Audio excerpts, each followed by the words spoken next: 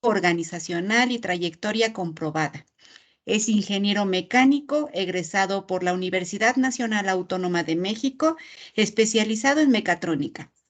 Su experiencia profesional comienza como emprendedor, cofundador en 2003 de una startup en alianza con una organización alemana dedicada al diseño de ingeniería e integración de sistemas para el sector aeronáutico y otros sistemas de transporte masivo. Desde hace 16 años ha contribuido al desarrollo de más de 800 empresas de base tecnológica en su escalamiento internacional, desplegando modelos de aceleración comercial y estrategias de penetración de mercados en Estados Unidos, Canadá y Europa, a través del programa de aceleración TECVA, Technology Business Acceleration. Fue CEO de TECVA Aerospace, TECVA Madrid y responsable del Centro de Productividad e Innovación 4.0 CEPRODI en Querétaro, todos programas de FUMEC. Actualmente es el director ejecutivo de FUMEC en México. Bienvenido, Eugenio. Muchas gracias. Muchas gracias por la presentación, Marce. Y pues muchas gracias a toda nuestra audiencia, a los que continúan aquí desde la mañana, los que se están integrando de primera vez. Quisiera ver si ya ven aquí mi presentación. Y Marce, ¿ya se ve? Sí. Perfecto. Ok. Bueno. Pues miren, los que han estado acompañándonos a lo largo de todo el día, pues han estado viendo diferentes temas muy importantes, muy relevantes. Pero una de las cosas en las que estamos preocupados y ocupados en la fundación es de entender todas estas dinámicas que están sucediendo post-COVID en términos de reajustes, reacomodos de las cadenas de suministro y lo que hemos encontrado es que hay una cantidad de brechas de información importantes, muchos grupos generando datos desafortunadamente desarticulados y eso genera ruido, ¿no? En el entendimiento de dónde hacer las siguientes apuestas, a dónde mover el desarrollo tecnológico, a dónde mover las inversiones, el soft landing de inversión de nuevas oportunidades comerciales, etcétera. Entonces, el tema de datos confiables es crítico. Ese es el tema de esta presentación es precisamente darles a conocer un poquito lo que estamos haciendo en la fundación al respecto y cómo lo estamos atacando. Digo, para los que no conocen a la fundación, les comento muy rápidamente, pues somos una organización que opera en ambos países, una organización binacional sin fines de lucro. Operamos a través de una 501(c)(3) en los Estados Unidos y una asociación civil en México. Y esta estructura pues nos ha permitido aprovechar tanto fortalezas que hay en un país como en otro para el desarrollo de proyectos de mutuo beneficio. Tenemos 30 años ya de experiencia implementando, gestionando proyectos tanto a nivel nacional como internacional y la fundación ha sido reconocida como una organización pues que se anticipa a las tendencias tecnológicas y construye sinergias colaborativas. Hoy estamos intensificando nuestro compromiso con las relaciones en ambos países mediante el desarrollo de iniciativas binacionales innovadoras que están enfocadas a beneficiar la región fronteriza entre México y Estados Unidos. Todo esto, ya hablamos ahí, vieron los que estuvieron en la presentación de avances en temas de manufactura avanzada, los proyectos que traemos de manufacturing reshoring para el desarrollo de proveedores regionales, el fortalecimiento de cierre de brechas y de fortalecimiento de cadenas de suministro, con búsqueda de atraer nuevas inversiones, llenar brechas identificadas y acompañar en el alistamiento técnico y comercial tanto de compañías como la incorporación de elementos de innovación apoyados de la academia y de los centros de investigación. Al mismo tiempo, identificar programas de formación de talento y educación que son necesarios para fortalecer a la fuerza laboral local. Y eso pues complementa, digamos, la capacidad que se puede encontrar en ahora los temas regionales que son tan importantes para el tema de cadenas de suministro. Entonces, les quiero hablar un poquito de este tema de los datos confiables. La verdad es que hay muchas, en el tiempo se han generado muchas fuentes de información, algunas vienen de datos económicos, algunas vienen de datos tecnológicos, algunas vienen de temas logísticos, otros de el trading comercial, de las aduanas, viene información también de campo, de las propias fábricas, de las propias compañías que están desarrollando procesos. Entonces, todo eso, si lo conjuntamos, nos da un rompecabezas complejo, muy complejo, con diferentes capas de priorización, con diferentes niveles de profundidad de información. En algunos casos se contrapone esa información y es importante quitar ese ruido, ¿no? Saber dónde suma clarificación, dónde suma precisión la información y los datos, porque además estamos hablando de un tema ingente de datos, ¿no? Big data, en procesamiento, donde dependiendo la fuente, dependiendo la claridad, el enriquecimiento de esos datos, la limpieza de esos datos cuando llegan digamos, a una plataforma visual o una plataforma de consulta, su actualización en el tiempo, etcétera. Todo eso suma para saber si son datos en los que realmente podemos confiar para tomar decisiones.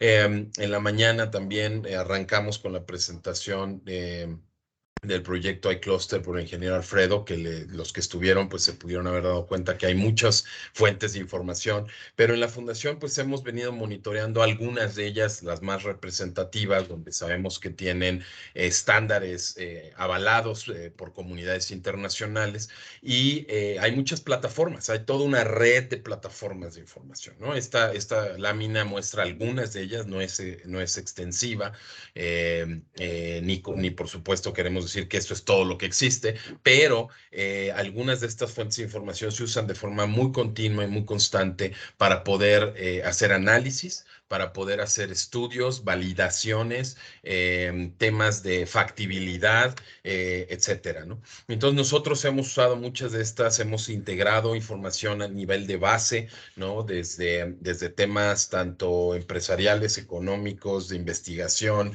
de patentes, ¿no? Que nos ayudan a entender después cuando cruzas esa información con las actividades reales de un sector económico o de una cadena de valor, entender realmente hacia dónde se están moviendo las tendencias y cómo realmente aprovechar esta información.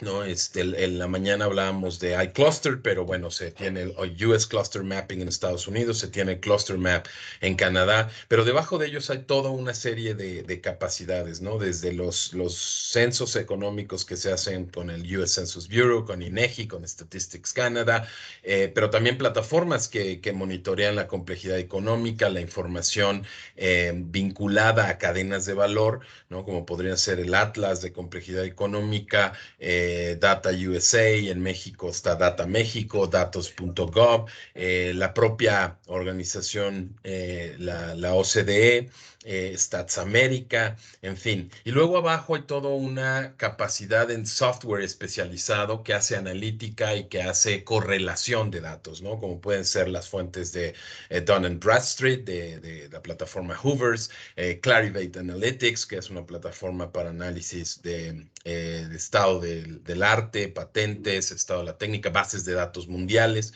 el propio grupo del Banco Mundial, en fin, hay muchos grupos haciendo este tipo de trabajo de análisis, ¿no? Ahora, otra vez, regreso al tema del enriquecimiento de esos datos, de la limpieza de esos datos y que causen el menor ruido posible a la hora de hacer los análisis, ¿no? Todos sabemos que si metemos ruido en un sistema, pues lo que vamos a obtener generalmente de salida es un ruido amplificado o un ruido disminuido, pero sigue teniendo ruido. Entonces es importante tratar los datos de una forma eficiente y suficiente, de tal forma que cuando los pasemos por un tratamiento o un procesamiento tengamos mucho mayor confiabilidad en la información resultante, ¿no? Entonces, eso es un poco la base de la preocupación en la fundación. Nos hemos dado la tarea de siempre tratar de validar esas fuentes, cruzarlas, hacer referencias cruzadas, validar que la información con la que estamos trabajando pues tiene efectividad en el campo, probar esa información antes de abrirla por completo, probarla en ciertos pilotos que nos dan pues una sensibilidad de retroalimentación de saber si estamos operando en una forma clara, precisa y eficiente, ¿no? Eh, Ejemplos un poquito más a detalle de lo que se comentaba en la mañana, pues es la profundidad con la que estos datos pueden generar, digamos, una capa de conocimiento, de información en tiempo real o lo más cercano a tiempo real, que actualizada, que nos permita poder montar una capa de analítica encima de ellas, ¿no? El caso de los mapas, de los mapeos de cadenas de valor, eso es lo que permite, ¿no? Generar desde el desempeño económico de las actividades en las diferentes regiones, entender el tipo de se encuentra en la región o bien de bonanza, si es que es el caso, sus indicadores clave, ¿no? En términos de empleabilidad, de producción, de exportación, de importación, en qué tipo de productos, qué tipo de servicios se están generando. Eso es lo que permiten estos mapeos, ¿no? Entender un poco la evolución de la región en términos económicos y sus indicadores y además con una línea de tiempo, ¿no? Lo que también nos permite hacer análisis históricos y proyecciones de futuro. Ese es, digamos, en lo que descansa digamos, la metodología de mapeo de valor en las cadenas de suministro, ¿no? Y lo mismo pasa en la homologación que se está haciendo en Norteamérica, ¿no? Tanto en Estados Unidos, Canadá, como en México. El objetivo es tener esa información lo más cercana posible a la realidad, con las fuentes más actualizadas posibles, con la armonización de esos datos de la forma más pristina posible. De tal forma que entonces cuando montemos los diferentes niveles o las capas de análisis o seccionemos las capas de análisis al integrar algoritmos, inteligencia artificial, nos permita realmente trabajar con datos en los que podemos confiar, ¿no? Ahora a nivel, esto estoy hablando mucho en la parte de ecosistema, ¿no? En la parte de interrelación con muchísimos actores, donde hay participación, como les decía, a nivel económico, a nivel logístico, a nivel trading, a nivel comercial, a nivel de importación, exportación, movimientos de mercancía, etcétera. Pero ¿qué pasa a nivel de unidad? ¿Qué pasa a nivel de las empresas productoras, las que generan productos, las que generan servicios? ¿Qué pasa con ellas? ¿Qué es información? ¿Cómo se genera y cómo nos ayuda digamos, a los agregados de los macrodatos con los que estamos trabajando? Bueno, pues hay también estrategias muy específicas para atender industrias muy particulares. Y aquí les voy a poner un pequeño ejemplo de cómo lo estamos manejando ahora a nivel de cancha, ¿no? A nivel de piso de producción, a nivel de operaciones, cómo esa data debe ser tratada para poder agregar valor en los macrodatos, ¿no? Entonces, les voy a compartir este pequeño videito para que puedan observar este fenómeno. Déjenme nada más. Voy a regresar aquí.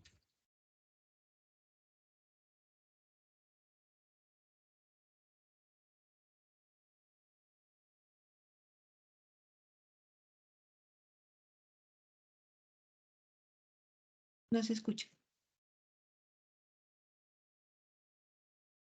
No tiene audio, Eugenio.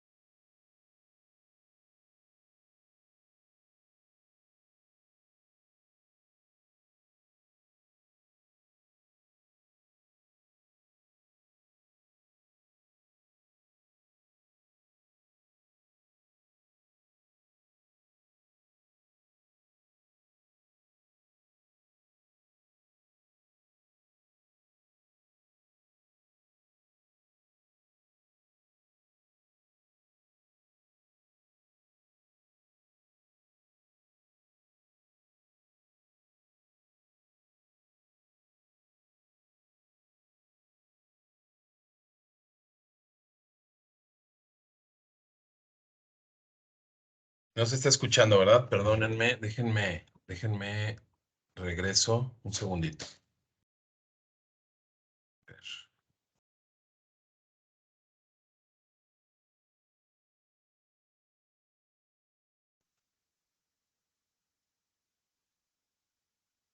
Marce, ¿me puedes decir si ahora sí se escucha? Perfecto, listo. Gracias.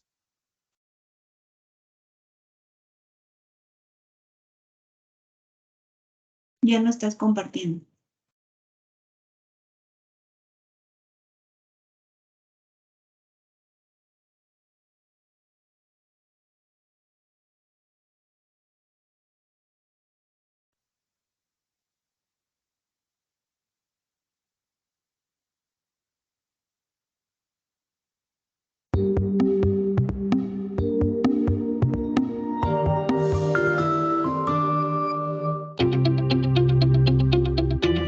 Uster Aerospace was founded as a joint venture company of Airbus Group, Airbus, Dassault Aviation, Safran and Thales.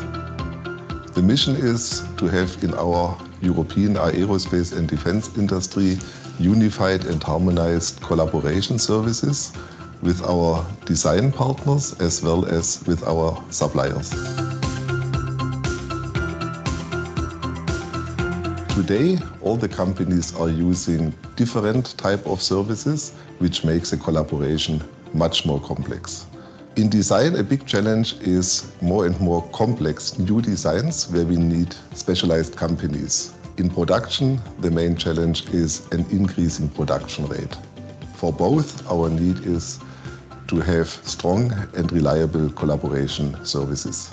Air design will be the one harmonized, commonly shared technical data exchange service. Air design will be offered in a software as a service mode. This means no payment, no investments in hardware or in software licenses. Air design is containing the most recent security solutions. Protection of our IP as well as security of our services is key in our industry. Another big advantage will be that everyone can use it regardless the internal PLM systems. In the domain of PLM in Dassault Aviation, our strategy is to use a digital platform which allows Dassault Aviation to collaborate strongly with its Tier 1 partners. The use of mutualized service is very important to us because it allows all the partners to use the same processes. Among the benefits of using Air Design, first one is that it is very easy to use and to install. The second one is that it is using a neutral format, which is an international standard, to exchange the data. The third one is that it is very secured. We have been using Air Design to connect one of our manufacturing plants with machining partners in order to develop the industrialization of our last aircraft, the Falcon 5X. The feedback of this pilot was very good, so we decided to use also Air Design with our subassembly manufacturing partners. And now we are connecting our engineering service partners with Air Design to Dassault Aviation. I am extremely optimistic and confident that Air Design will become the standard for the European industry in the future. The main challenges we've encountered in terms of data exchange and collaboration with Dassault Aviation is to make sure that we can exchange efficiently data with Dassault. We need to make sure we can get a flawless communication means and avoiding as much as possible errors when exchanging data. The fact that Air Design is on the cloud is not an issue at all. What's really interesting in the tool is that the structure of the data to be exchanged can be set up right from the beginning by the administrators, and users have no way to bypass the rights they've been granted or any security rules in the tool. It's been functionally designed by major OEMs from the aeronautics domain.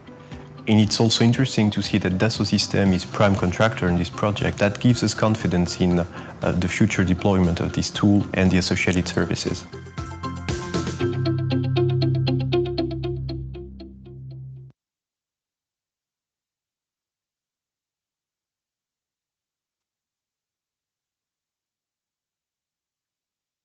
Entonces, lo que estábamos percibiendo aquí es que también hay un nivel de movimiento importante en cuestión de datos y de transferencia a nivel de unidades económicas o establishments, como se llama en los Estados Unidos.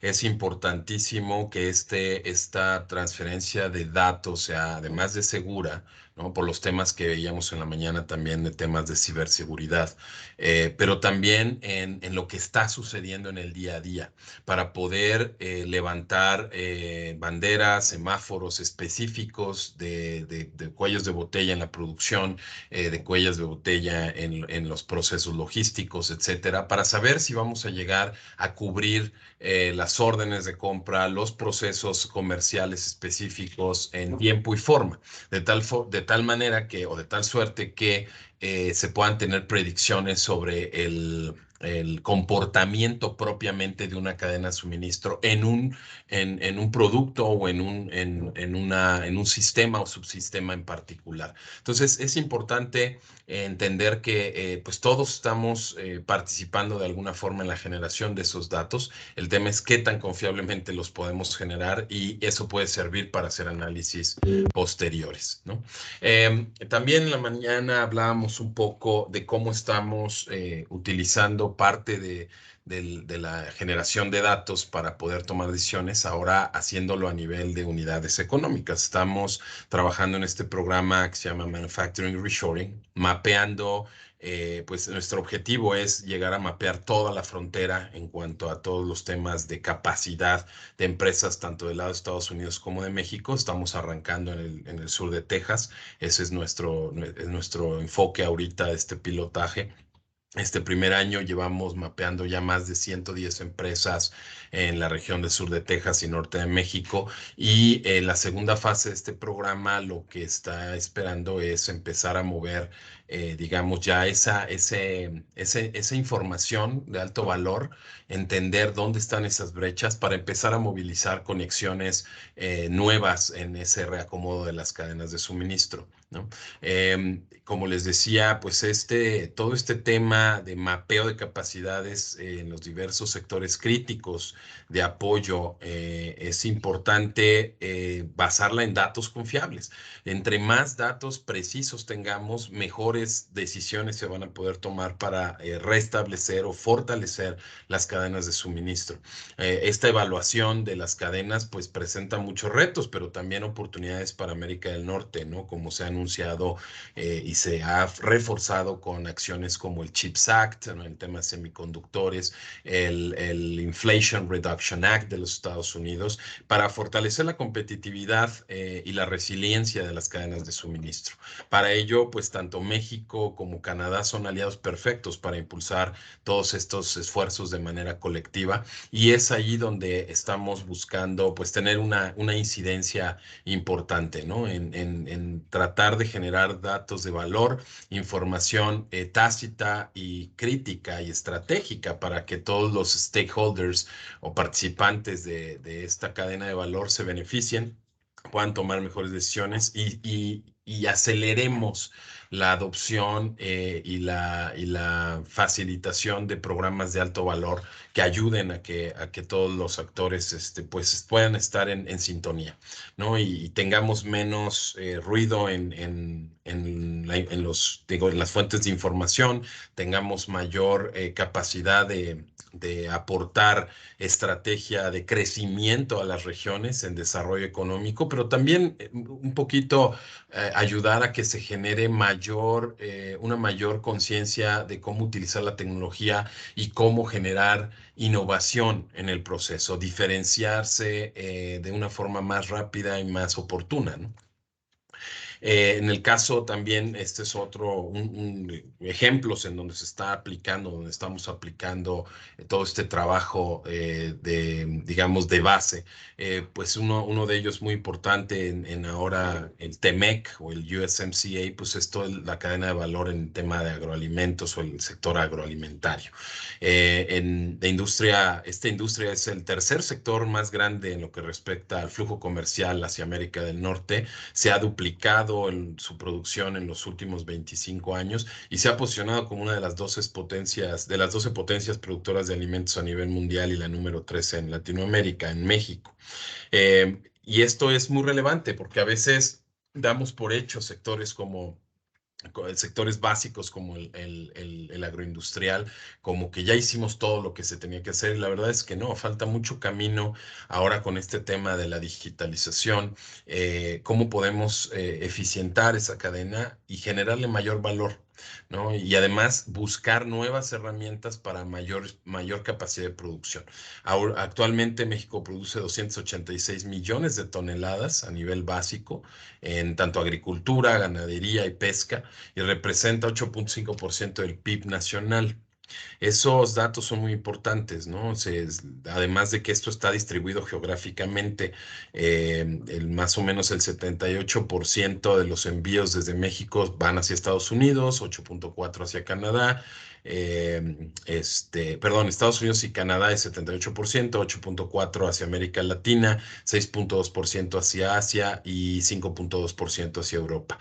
Entonces, todo este tinglado a través del TEMEC beneficia a las empresas para brindarles una mayor certeza, pero se deben adoptar nuevas cosas, ¿no? Como temas de buenas prácticas regulatorias, el comercio digital, participación de las pymes y supervisión de prácticas comerciales desleales. Sabemos que hay a veces temas de dumping, temas de protección a ciertos productos, ¿no? Lo que nos pasó ahora con el Super Bowl, no sé si recuerdan, con el tema del aguacate mexicano. Si hubiera tenido una trazabilidad, por ejemplo, con información basada en blockchain, donde no hubiera podido haber ninguna duda de la trazabilidad del producto, pues no hubiera habido en la aduana ningún problema para poder aceptar el paso de las toneladas de producto que tenían que llegar para esa fecha en el Super Bowl en Estados Unidos. Pero sabíamos que había una sobreproducción en diferentes estados de Estados Unidos de aguacate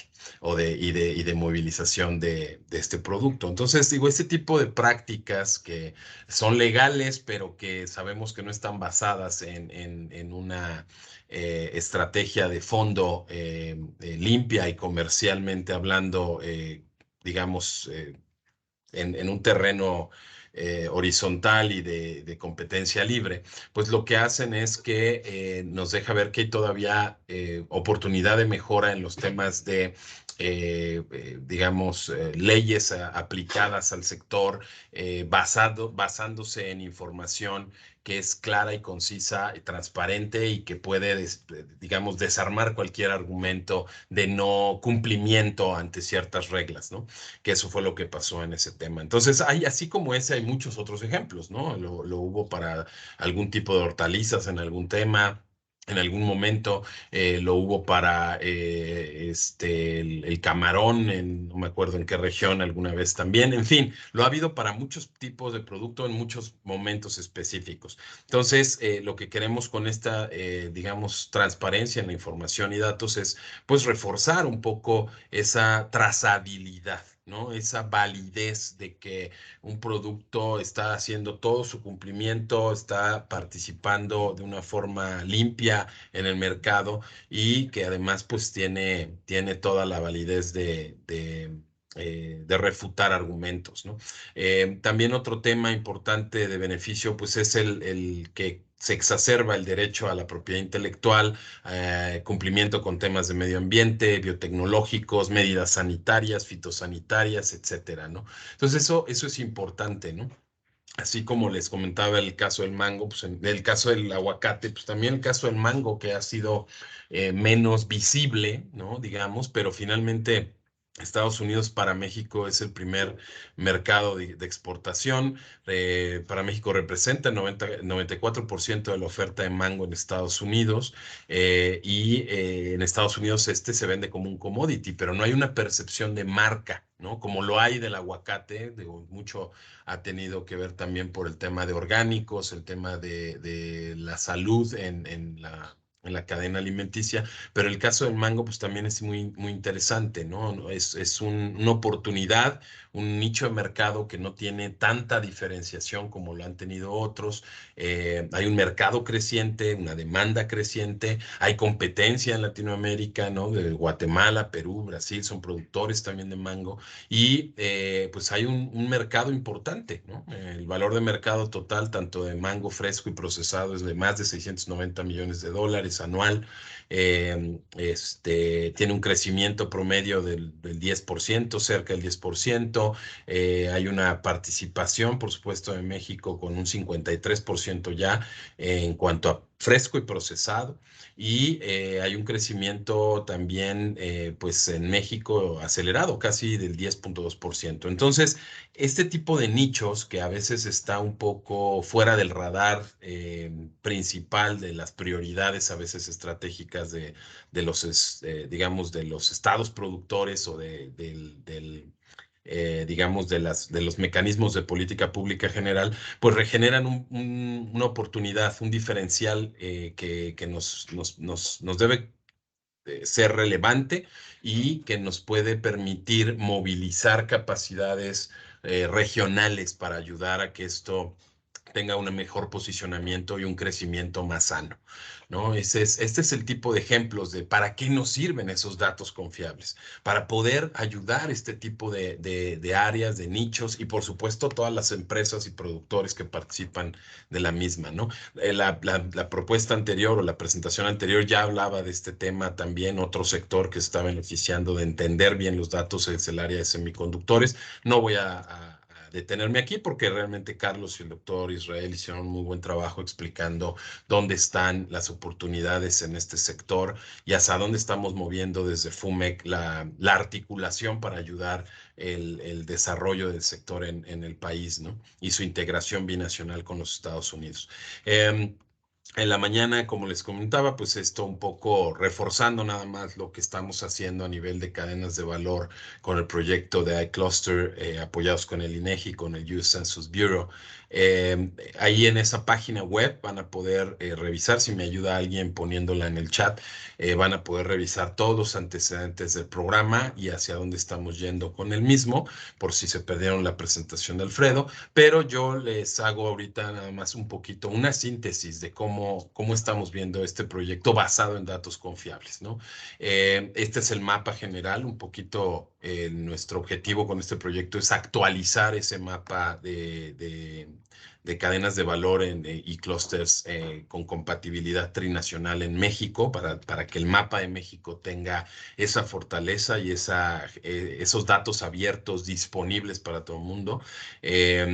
Por supuesto, con toda la interacción a través de una plataforma pública, binacional, con actores del ecosistema de forma binacional, de tal forma que esté validado por todos los actores que participan. Ese es el objetivo final de este proyecto y tiene varias aristas, ¿no? Por un lado está todo el mapeo de redes o cadenas de valor con la identificación de las mismas a nivel binacional, pero luego está también, ese es digamos a nivel económico, los datos de todas las plataformas que les comentaba al principio, pero después está la información a terreno digo, a nivel de cancha, ¿no? A nivel de terreno, ¿qué está sucediendo realmente en el ecosistema regional? Para eso el tema de la identificación de especializaciones inteligentes de las regiones, aplicando metodologías como RIS-3 o el SETS, que es la metodología símil que utiliza la administración eh, económica de los Estados Unidos o el Economic Development Administration. Ese trabajar a nivel de terreno, a nivel de la región, hacer, digamos, todos estos mapeos con expertos desplegándose en estas regiones para entender realmente que los números que estamos viendo a nivel macro son consistentes con lo que está sucediendo en cada uno de los eslabones de esa cadena, es lo más valioso del proyecto, porque finalmente eso nos va a dejar un argumento muy válido de decir, pues tenemos una alta precisión de que estos datos ya agregados tienen una validez realista en lo que está sucediendo económicamente en esta región. Aquí lo que estamos buscando a nivel de todo el mapeo global, pues es entender las identificaciones de los corredores industriales, las clasificaciones por industria y por producto, la distribución del empleo, la localización de los indicadores específicos de empleabilidad, los subclusters que participan en cada una de esas industrias, digamos, el entrelazamiento y el acople que existe también entre el mapeo de otras naciones como Estados Unidos y Canadá, y la virtualización de esta información para poder eliminar el ruido de los datos, el doble conteo o información que se agrega y que no debería agregarse porque está en un silo independiente, etcétera, ¿no? Todo eso significa mapear datos, ¿no? Pero después, lo que les decía, ahora a nivel de cancha, ¿qué existe?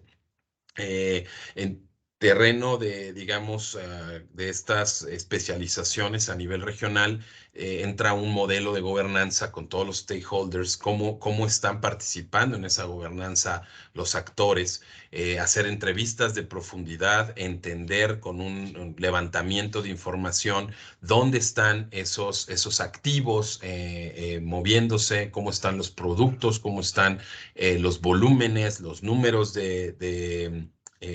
digamos, de movimiento de mercancías, las tendencias y las provisiones que están teniendo estas industrias, y con eso empezar a hacer un matching, ¿no? Con la cadena de valor. Es decir, se está comportando esta unidad económica conforme a la tendencia de la cadena de valor, está atrás, está adelante, es puntera, está estancada. ¿Dónde está la brecha? Esta es la única manera de poder medir brechas de forma sistemática y precisa. Si no, por acá, si nos quedáramos en los datos agregados, en información macro, generaríamos brechas que no necesariamente están sucediendo a nivel de terreno, a nivel de cancha. Cosa que al hacer el agregado de ambos componentes desde abajo y luego desde arriba, podemos llegar a identificar mucho mejor esas brechas. Entonces, el proyecto lo que está ayudando es a eso, ¿no? A generar un modelo de conocimiento que genere actualizaciones, que se cure la información, que haya un curado de la información y del conjunto de datos que se importan de nuestra base de conocimiento de una forma sistemática, que la comunidad reciba ese conocimiento de forma online, de una forma amigable, utilizable, ¿no? Y que se adapte al contenido regional, ¿no? Y realmente de forma muy puntual. Eso pues también nos va a ayudar a tener una claridad de los temas de innovación de la región, cómo están los activos en materia de emprendimiento y de pymes y de movimiento en dichas regiones.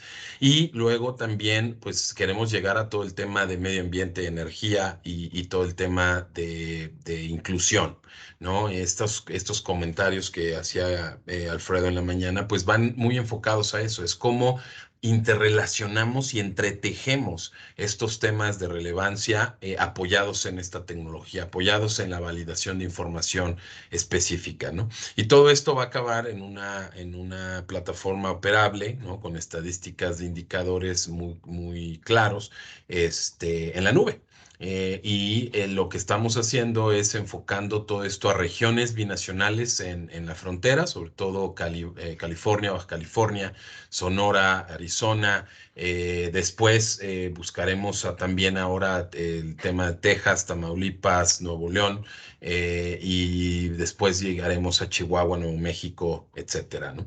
El objetivo es tener esta área de trabajo, de enfoque del proyecto de clúster en la frontera, luego bajar eventualmente a la megaregión, la megaregión central, en el Bajío, con estados como Jalisco, Aguascalientes, San Luis Potosí, Guanajuato, Querétaro, y después el enfoque en estados del sur, ¿no? Donde decíamos el corredor del Istmo de Tehuantepec, que es un enfoque muy importante que aplicando a iCluster también nos puede dar información muy valiosa para poder ayudar en la decisión de integración del sur-sureste de México en la participación de crecimiento de cadenas de valor. ¿no? Entonces, si lo ven, pues todo esto, como lo comentaba Alfredo en la mañana, está orientado a darle soporte a las estrategias del TEMEC y los principios del diálogo económico de alto nivel. Y, por supuesto, pues basándonos en ciencia, tecnología e innovación, que ese es nuestro tema del día a día en la fundación, ¿no? Todo esto, pues, es un tema de datos orientados, datos clave, que nos den mejores prácticas en la transparencia de uso de esos datos, metodologías de clase mundial que son aceptadas internacionalmente con entradas de conjuntos de datos abiertos. Y, por supuesto, donde hay una acción interesantísima entre las cadenas de valor, pero con también la participación de la industria a nivel de talento, competitividad, industria 4.0, emprendimientos, pymes, diversidad, equidad, inclusión y, por supuesto, todo el tema de desarrollo económico sostenible, ¿no? Que es en lo que está basado y descansado el trabajo de este proyecto, ¿no? Y bueno, pues aquí esto es lo de las 3 regiones que comentaba. Entonces, quería darles este mapa para los que tuvieron oportunidad de estar en la presentación de la mañana, que pudiéramos comprender de una forma más sistemática en una lámina cuál es el objetivo estratégico de este proyecto que está empujando la fundación y hacia dónde vamos con él, ¿no? Entonces, yo quisiera dar pie, tenemos 15 minutos, está buen tiempo, al espacio de preguntas y respuestas. No sé, Marce, si me ayudan con él. Sí. Claro que sí. Muchísimas gracias, Eugenio. Qué tema tan interesante, tan profundo. Como bien comentábamos en la mañana, durante 60 minutos es bien complicado poder abordar todas las potencialidades que existen en este tipo de temas. Muy bien, tenemos aquí una pregunta de Paulino Olivares. Dice, FUMEC apoya en recursos para realizar un trabajo de campo, para realizar un proyecto para poder titularse en licenciatura como IAZ. No sé si es inteligente, no sé si pueda especificar qué es IAZ, por favor. Bueno, lo que te contestan, yo voy contestando. Yo creo que sí, la Fundación ha ayudado a muchos proyectos vinculados con la academia, sobre todo para el desarrollo de proyectos de cooperación, de intercambio, ¿no? En su momento llegamos a tener un programa muy importante de intercambio de investigación, donde se iban investigadores mexicanos, Estados Unidos y estadounidenses a México, colaborando en proyectos específicos de innovación que generaban tesis doctorales, tesis de maestría, etcétera, ¿no? Entonces, era un mecanismo que utilizábamos. Ahora, ¿cómo estamos ayudando, digamos, el desarrollo de proyectos específicos de este tipo? Generalmente cuando son para titulación, pues tenemos un programa interno de la Fundación para becarios y para estancias profesionales.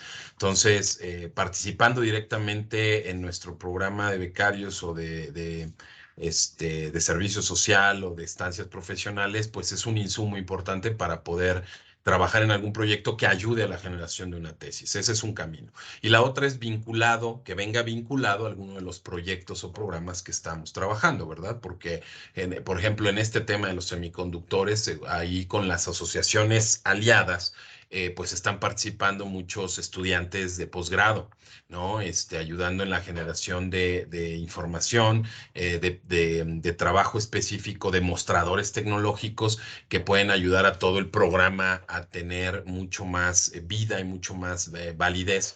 Entonces, esas asociaciones aliadas, organizaciones aliadas con nosotros, pues tienen esta batería de estudiantes, digamos, apoyándose en estudiantes con su trabajo, con su aportación.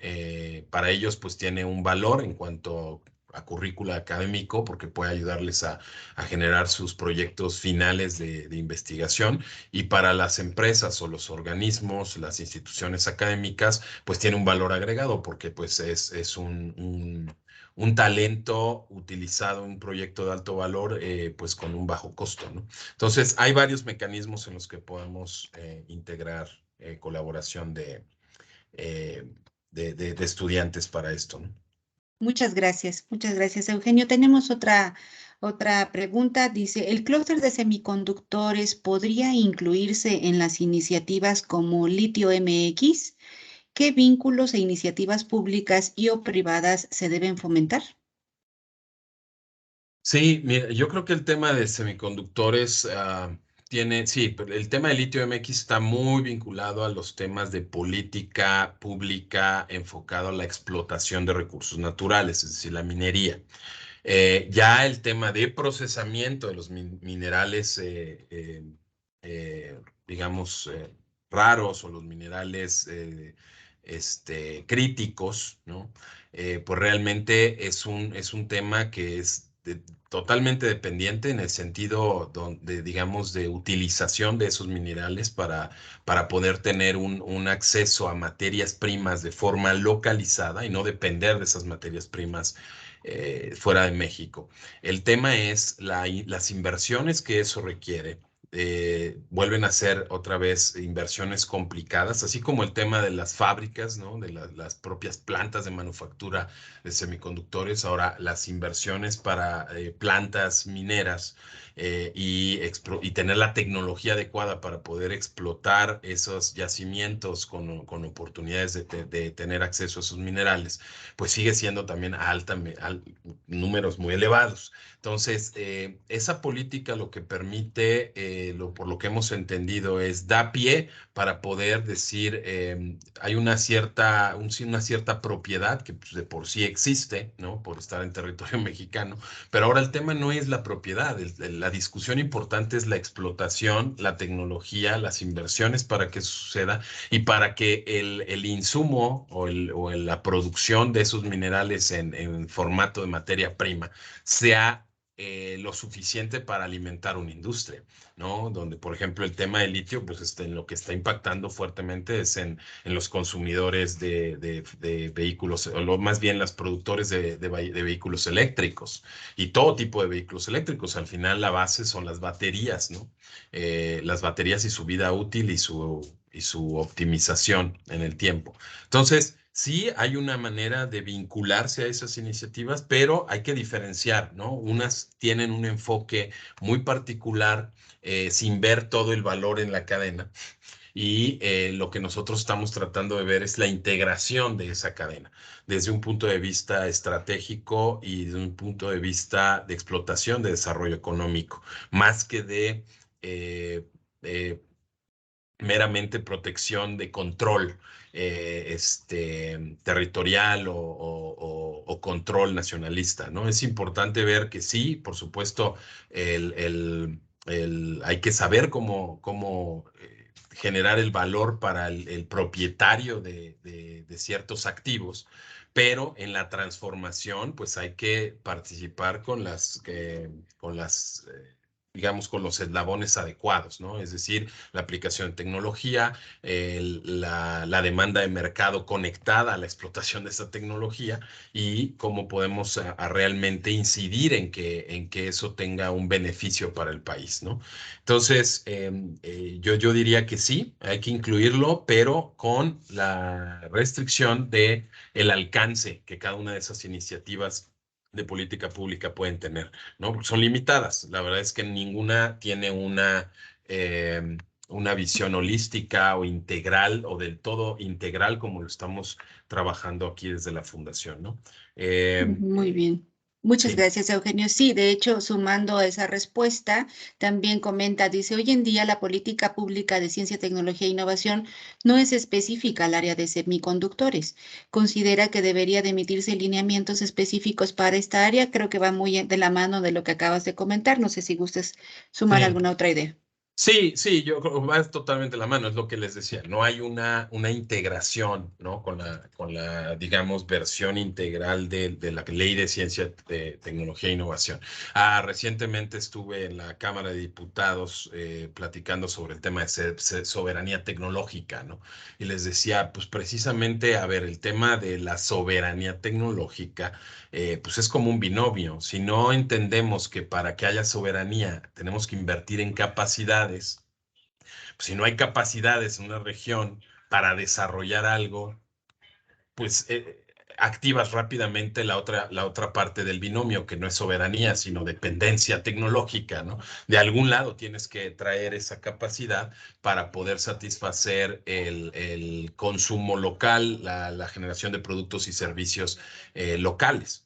Entonces, no olvidemos que la soberanía tecnológica es parte de un binomio, ¿no? Que entre más capacidades tengamos locales, talento, infraestructura, innovación, inversiones muy puntuales en cierre de brechas, etcétera, pues nunca vamos a poder ser soberanos de nada. Entonces es importante que para que la política pública avance, tomemos buenas decisiones, como lo hizo China hace 30 años, ¿no? China y los países asiáticos tuvieron una planeación estratégica muy aguda y decidieron, vamos a ser soberanos en este tema. Vamos a inyectar mucho del PIB en ciencia y tecnología enfocado en estas áreas de desarrollo tecnológico para volvernos punteros en el mercado, alineado además al mercado. Y esas son algunas de las decisiones que nos faltan aquí, que bueno, estuve compartiendo con algunos diputados para que esa comisión de ciencia y tecnología pues ayude un poco a entender que no solo se trata de hacer inversiones específicas desde el sector privado, que es importantísimo, pero también cómo resonar desde el sector público, el apoyar a que estas inversiones tengan el mejor uso en el país, ¿no? Entonces, un poquito esa era la idea. Muchísimas gracias, Eugenio. Muchísimas gracias a todos los participantes en esta sesión. Los invitamos a que se queden con nosotros. Vamos a tener la siguiente sesión con el tema Agreements and Procedures to Facilitate and Expedite the Registration of Innovations between Mexico and the United States. Tendremos la participación de Jessica Patterson, representante de la United States Patent and Trademark Office, del maestro César Rojo, coordinador de del programa de Propatenta, y el apoyo de Ed Jeremiah, también de la coordinación de Propatenta. Los invitamos a que se queden con nosotros, continúen en este primer día grandioso del FUMEC Demo Week. Tenemos 5 minutos para una breve pausa y continuamos. Muchas gracias a todos. Gracias, Eugenio. Buenas tardes. Gracias.